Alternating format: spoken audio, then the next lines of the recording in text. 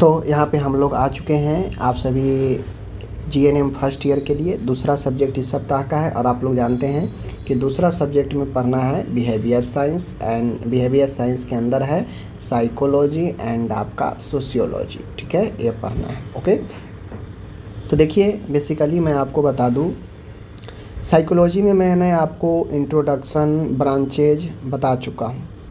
आज की इस वीडियो में थोड़ा एक स्टेप आगे बढ़ते हैं, तो उससे आगे बढ़ने पर पता चलता है कि ठीक है साइकोलॉजी है, समझ गए साइकोलॉजी है, कहाँ कहाँ इसका उपयोग है, क्षेत्र है, ये भी समझ गए।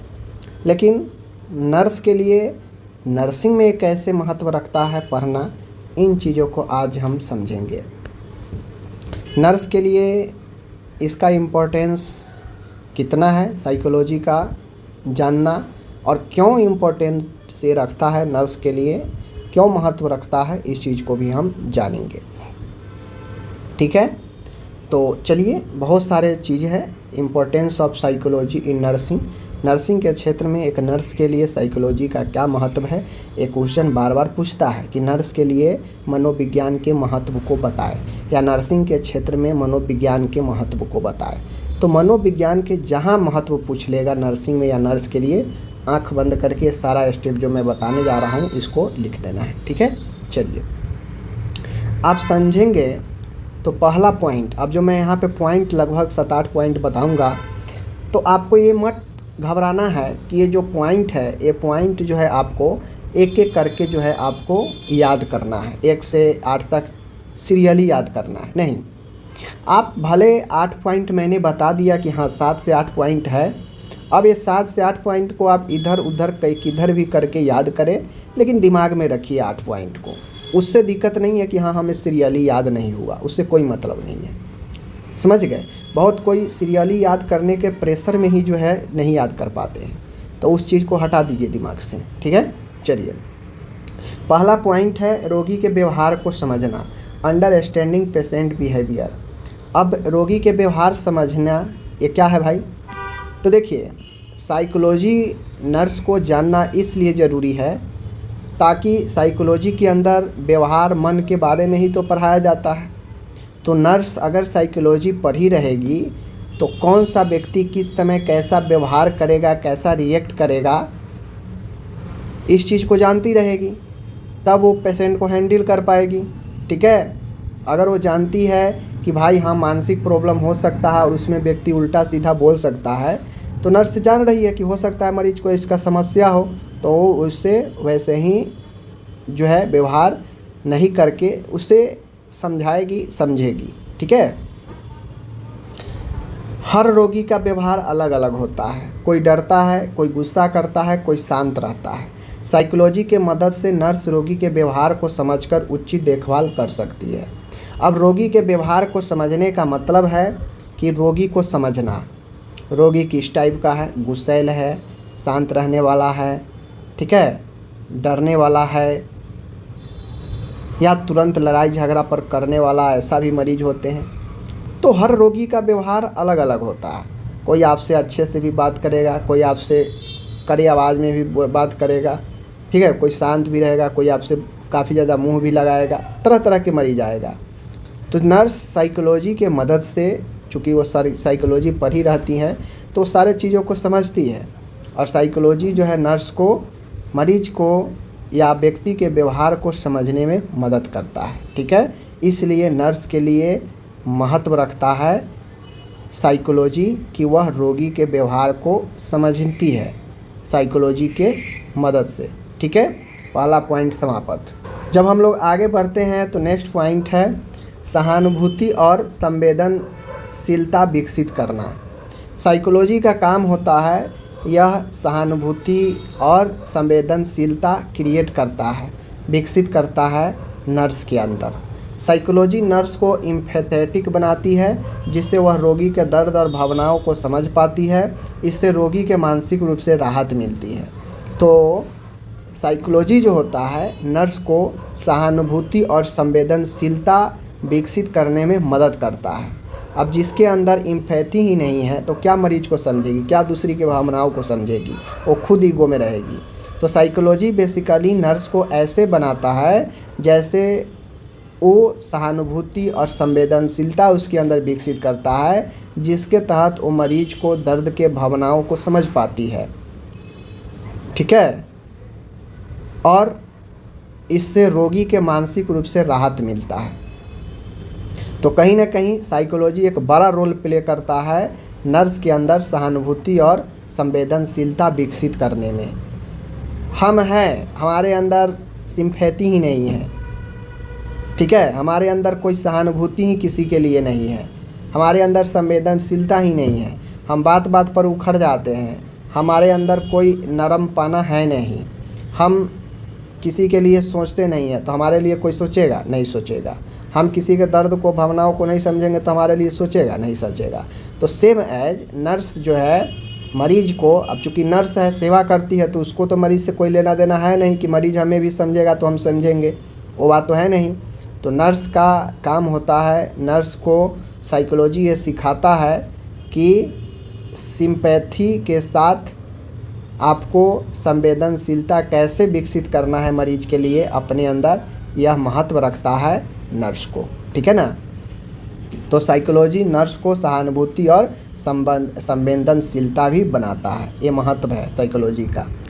इसी में मैं आगे बढ़ूँ तो चूँकि पूरे नर्सिंग के क्षेत्र में कम्युनिकेशन एक बहुत बड़ा फैक्टर होता है, चाहे मेंटल हो, साइकेट्री हो, किसी भी तरह के हो, कम्युनिकेशन हर एक ट्रीटमेंट में कम्युनिकेशन का रोल होता है। तो साइकोलॉजी कम्युनिकेशन स्किल, संचार कौशल में भी मदद करता है। साइकोलॉजी नर्स को सिखाता है कि कैसे लोगों से बातचीत करना है, ठीक है, लोगों से कैसे संवाद करना है, मरीज के परिवार से, अन्य स्टाफ से कैसे जो है प्रभावी तरीके से बातचीत करके चीज़ें को, काम को हैंडल करना है। तो कम्युनिकेशन साइकोलॉजी बताता है कि कम्युनिकेशन कैसे करना है, कम्युनिकेशन का उपयोग करके मरीज, उसके परिवार वाले और अस्पताल में अन्य स्टाफ से कैसे समन्वय बनाना है, एक कम्युनिकेशन के अंदर ही होता है। और ये कहाँ से आता है? साइकोलॉजी से ही आता है। साइकोलॉजी ही सिखाता है कि हमें किसके साथ कैसे बातचीत करनी है। ठीक है ना। तो ये तीसरा पॉइंट, कौशल का भी महत्व जो है नर्सिंग के लिए मनोविज्ञान में ज़्यादा होता है। ठीक है। जब मैं आगे बढ़ता हूँ तो आगे पॉइंट आता है तनाव और डर को कम करना, रेड्यूस एंजाइटी एंड फियर। अब ये जो अपन साइकोलॉजी है, साइकोलॉजी नर्स के अंदर, साइकोलॉजी नर्स इसलिए महत्व रखता है नर्स के लिए क्योंकि यह तनाव और डर को क्या करता है? कम करता है, रिड्यूस करता है। अस्पताल का वातावरण रोगी के लिए डरावना हो सकता है। नर्स साइकोलॉजी के ज्ञान से रोगी के तनाव को कम कर सकती है, जैसे समझाकर, आश्वासन देकर, शांत माहौल बनाकर। तो विभिन्न तरीक़ों से नर्स के लिए साइकोलॉजी महत्व रखता है कि वह मरीज को भी और ख़ुद को भी तनाव से और डर से सामना करके इन तनाव और डर को कम करती है, अपने लिए भी और मरीज के लिए भी। तो नर्सिंग में साइकोलॉजी का महत्व इसलिए भी है क्योंकि यह डर और तनाव से सामना करने का क्या करता है? सिखाता है नर्स को। ठीक है। तो इन बातों को ध्यान में आपको रखना। जब आगे मैं बढ़ता हूँ तो आगे है मनोवैज्ञानिक समस्याओं को पहचानना। अब साइकोलॉजी बताता है कि आप चाहें तो रोगी के अंदर कौन से मनोवैज्ञानिक समस्या है उसको पहचान सकते हैं। नर्स को पहचानने का योग्यता देता है, क्षमता सिखाता है। ठीक है। कुछ रोगियों को मानसिक समस्या हो सकती है जैसे डिप्रेशन, एंजाइटी, PTSD आदि। साइकोलॉजी की मदद से नर्स इन संकेतों को पहचान कर सकती है और डॉक्टर को सूचित कर सकती है या समझ सकती है मैटर को। ठीक है ना। तो मनोवैज्ञानिक साइकोलॉजी नर्स के लिए इसलिए भी महत्वपूर्ण रखता है कि वह मनोवैज्ञानिक समस्याओं को पहचान सकती है, पहले ही पहचान कर डॉक्टर को सूचित कर सकती है कि डॉक्टर साहब, बॉस, ये तो मरीज मानसिक रूप से भी पीड़ित है, ये डिप्रेशन में है, ये एंजाइटी में है, मतलब कुछ भी हो, नर्स उसको पहचान सकती है।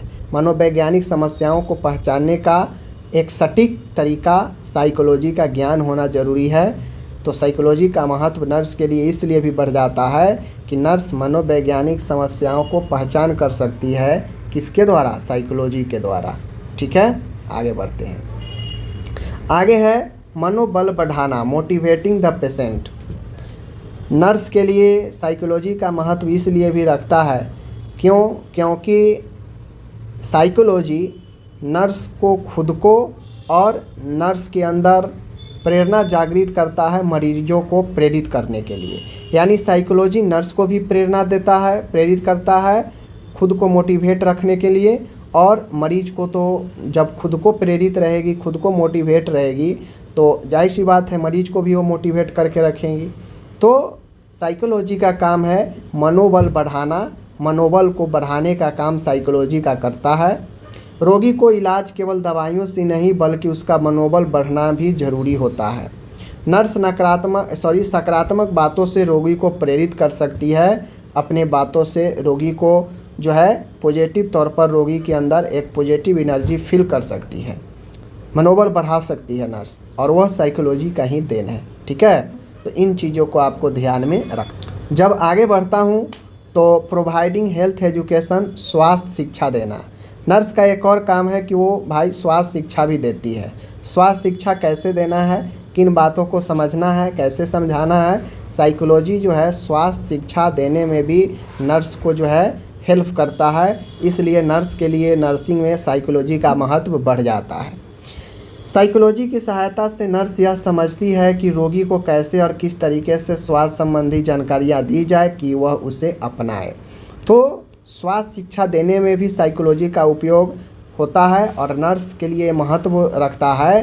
साइकोलॉजी ये हेल्प करता है नर्स को कि कैसे मरीज को कौन से चीज़, कौन से टॉपिक और किस मरीज को किस प्रकार से स्वास्थ्य से संबंधित ज़रूरी जानकारी दी जाए ताकि मरीज उसे एक्सेप्ट कर सके और वह स्वास्थ्य शिक्षा अपना सके। तो साइकोलॉजी नर्स को हर तरीका से नर्स को मदद करता है। ठीक है ना। साइकोलॉजी आगे है टीम वर्क में सहायता करता है। साइकोलॉजी क्या करता है कि हेल्प्स इन टीम वर्क, ये टीम वर्क में भी मदद करता है। बात समझ रहे हैं ना। अस्पताल में नर्स को डॉक्टर, वार्ड बॉय, अन्य नर्सों आदि के साथ काम करना होता है। साइकोलॉजी सिखाती है कि कैसे एक टीम के रूप में संगठित होकर काम किया जाए। तो ये जो अपन साइकोलॉजी है, साइकोलॉजी नर्स को इस तरीक़ा से भी मदद करता है कि एक टीम में रहकर कैसे आपस में सब एक दूसरे को मिलजुल कर, एक दूसरे के बातों को समझकर, व्यवहार को समझकर कैसे आगे बढ़ा जाता है और टीम वर्क किया जाता है। ये कहाँ साइकोलॉजी से ही आता है। मान गए टीम में 5 लोग हैं, अब पाँचों ज़रूरी थोड़ी ना है सब एक ही माइंड सेट का होगा, सब एक ही शांत ही होगा, सब जो है एकदम अच्छा ही होगा। हो सकता है कोई गुस्सैल ही हो सकता है कोई कम ही बोलने वाला हो। ठीक है ना।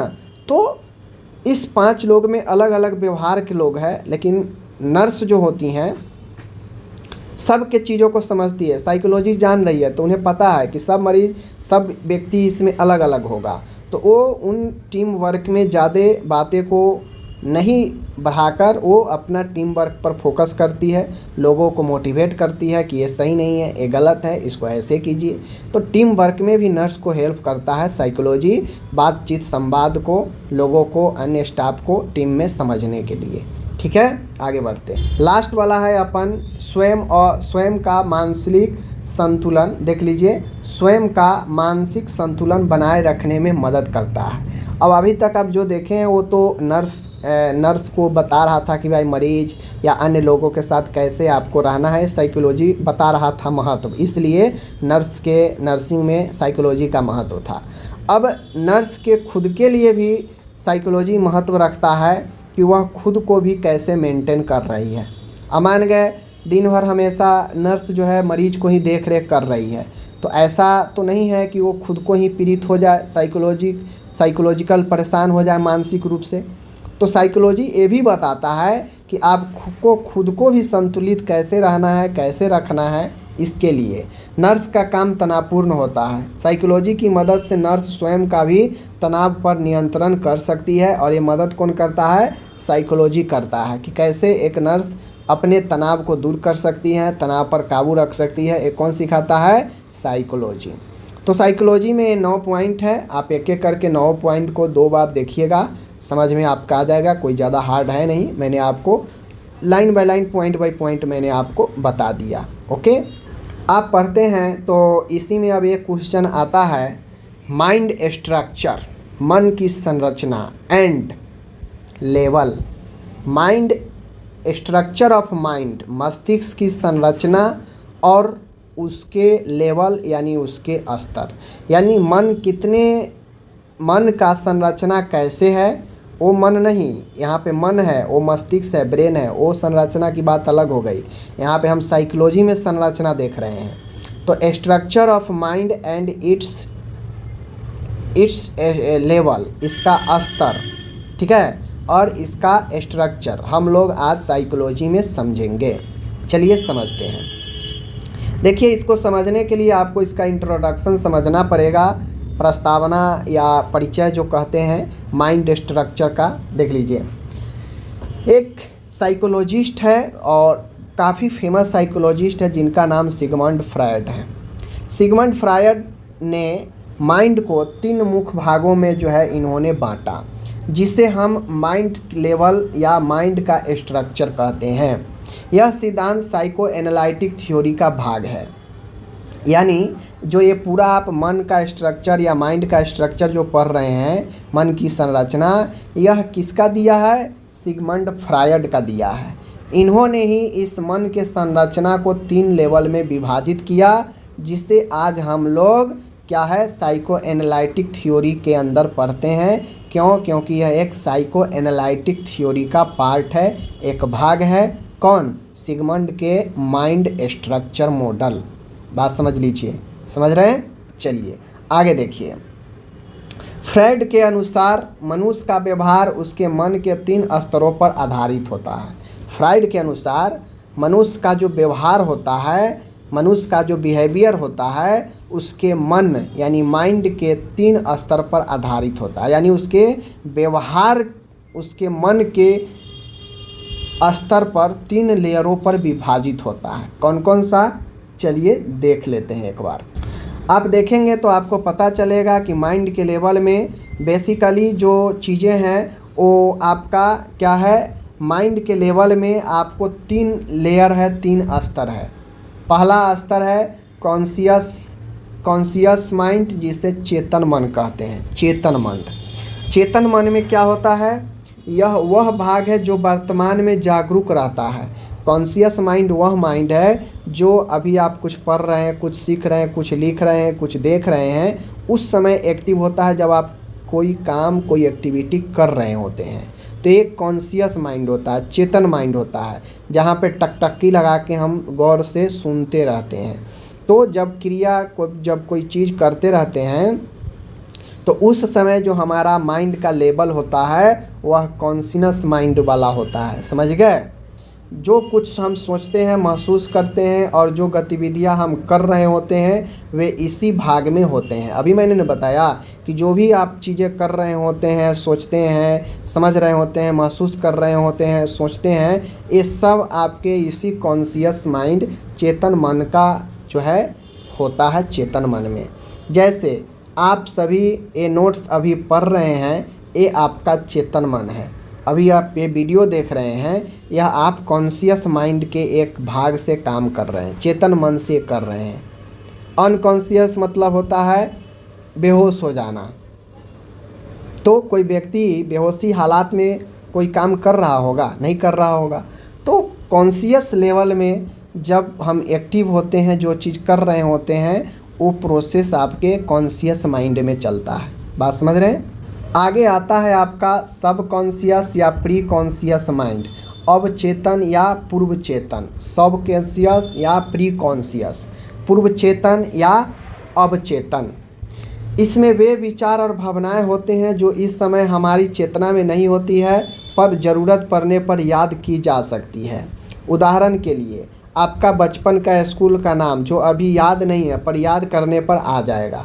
तो सब कॉन्शियस या प्री कॉन्शियस माइंड होता है पूर्व का चेतन, यानी पूर्व की याद की हुई चीज़ों को ज़रूरत पड़ने पर जब हम रिकॉल करते हैं माइंड में तो वो याद आ जाता है। वो जो है जैसे बरसों को बिछड़े हुए यार बरसों के बिछड़े हुए दोस्त यार भूल चुके हैं उसके बारे में, लेकिन मैटर आया जब हम सोचने लगे तो अचानक से पिछले वाला बात अगर याद आ जाए तो वह कौन सा होगा, वह आपका सबकॉन्शियस होगा, क्योंकि अभी उसके बारे में आपको कोई ज्ञान नहीं है। लेकिन जब आप इस टॉपिक पर आते हैं, जब सोचते हैं इस पिछले चीज़ों के बारे में, तब वो पिछला चीज़ें आपके माइंड में याद आ जाता है, तो वह सबकॉन्शियस माइंड अब चेतन या पूर्व चेतन की मन की लेवल होती है। पूर्व चेतन यानी पहले की चेतना याद आती है तो वही पूर्व चेतन, प्री कॉन्शियस या सब कॉन्शियस अब चेतन होता है। बात समझ गए ना।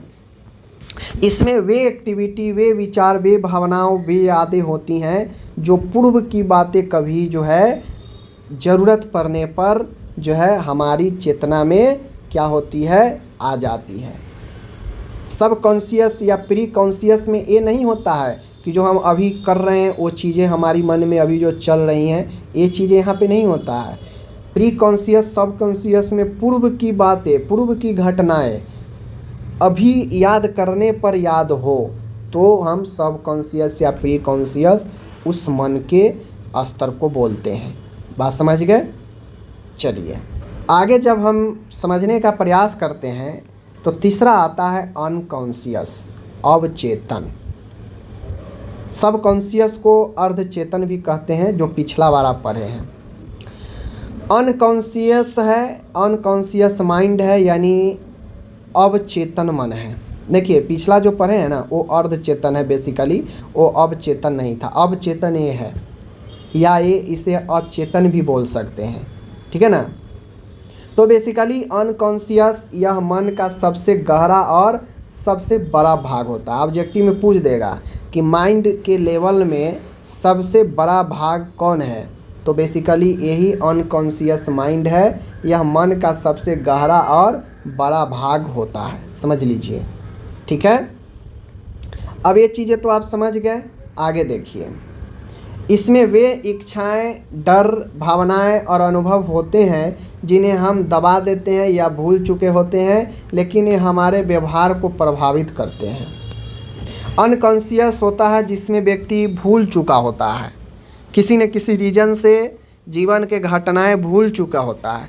अब भूल चुका होता है तो ऐसा तो है नहीं कि आपका वो माइंड से जो है साफ डिलीट हो चुका है, वो कहीं ना कहीं जाकर आपके मन में बैठ चुका ही होता है। भले आप उसे याद करते हैं, याद नहीं होता है, बार बार करते हैं, याद नहीं आता है, कम्प्लीटली आपको लगता है कि हम भूल चुके हैं, दबा चुके हैं बातों को, लेकिन कहीं ना कहीं वो मन के किसी न किसी भाग में है, तो उसे हम अनकॉन्शियस माइंड कहते हैं। यह सबसे बड़ा मन संरचना का भाग होता है जिसमें वे इच्छाएं, वे डर, वे भावनाएं, वे सोच होते हैं जिसे हम दबा देते हैं या भूल चुके होते हैं, लेकिन कहीं ना कहीं वो हमारे व्यवहार को प्रभावित करते रहते हैं। जैसे बचपन में हुआ कोई ट्रॉमा जिससे डर बना रहता है पर हमें याद नहीं होता है क्यों, समझ गए। जैसे बचपन में कोई घटना हो गया, उस घटना को लेकर हम परेशान रहते हैं, डरे रहते हैं कि कहीं फिर ना हो जाए, लेकिन हमें याद नहीं है कि वो चीज़ें हमें क्यों हुआ था, वो ट्रॉमा हमें जो मिला बचपन में वो क्यों हमारे साथ हुआ था। ये चीज़ें हमें उसका रीज़न पता नहीं है, लेकिन हमें उसका डर बना रहता है कि हमें उससे फिर से नुकसान हो जाएगा। तो कहीं ना कहीं अनकॉन्शियस माइंड वो माइंड होता है जिसमें आदमी पूर्व की बातों को भूल चुका होता है, जहाँ पे कभी याद नहीं आता है, रिकॉल नहीं कर पाता है व्यक्ति। ये आपका अनकॉन्शियस माइंड होता है, सबसे बड़ा एक गोदाम होता है मन का, ठीक है। तो यही आपका अनकॉन्शियस, कॉन्शियस और सब कॉन्शियस हो गया, जो कि फ्राइड का माइंड स्ट्रक्चर में ये 3 लेवल में बांटा गया था, जिसको मैंने आपको बता दिया। अब ऐसे वीडियो को अगर आप आसान से नहीं समझते हैं, एग्ज़ाम आने के बाद, नज़दीक आने के बाद कहते हैं मुझे कोई तैयारी नहीं हुआ है, मैं क्या करूं, क्या कर लूं, और डेली आप आधा घंटा पढ़ाई नहीं कर सकते हैं, तो फिर इसमें आप अपने पैर पर कुल्हाड़ी मार रहे हैं और कुछ नहीं कर रहे हैं, ठीक है। चलिए मिलते हैं आपसे अगले वीडियो में, धन्यवाद।